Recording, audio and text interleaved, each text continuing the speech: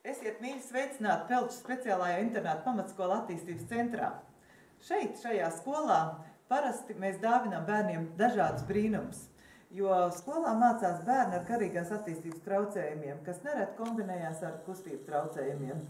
Parasti es saviem pedagogiem saku tā, ka jābūt katrā kabatā vismaz pa vienai idejai. Un tā, vienā kabatā man bija ideja, kurā mēs gribējām iegādāties skolai trīsriteņus, kur speciāli ir izgatavot Latvijā bērniem ar kustību traucējumiem. Un otra ideja bija par šūpolēm, kurās varētu šūpoties bērnu ratiņkrēslos. Kad mēs uzzinājām, ka šāda ideja ir realizēta Liepājā, apskatījām un uzzinājām cenu, tad sapratām, ka ideja tiek attālināta uz ilgāku laiku, jo šūpuļu cena, kura bija 6000 eiro, mums vienkārši nebija iespējama. Bet tad notika brīnums, jo īstajā vietā, īstajā laikā satikās īstie cilvēki. Un tagad es jūs gribu iepazīstināt ar Valdi, kurš atļāva sapņot un noticēt šim brīnumam, un ne tikai noticēt, bet realizēja mūsu ideju. Nu jā, tā sanāca.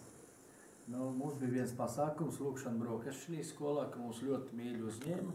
Un tad tā saruna gaitā mums tā saruna aizgāja līdz tām šūpolēm.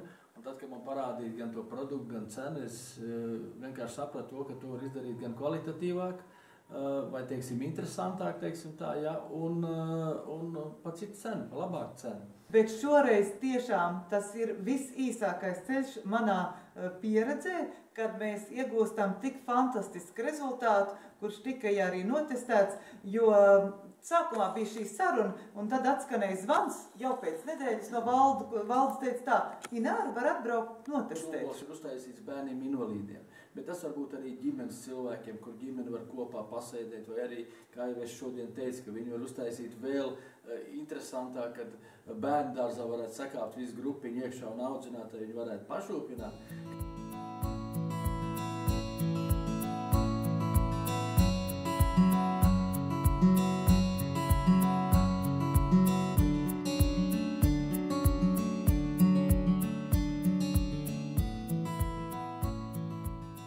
Ir atnākusi izdeja, nebremzē, dari un tev izdosies.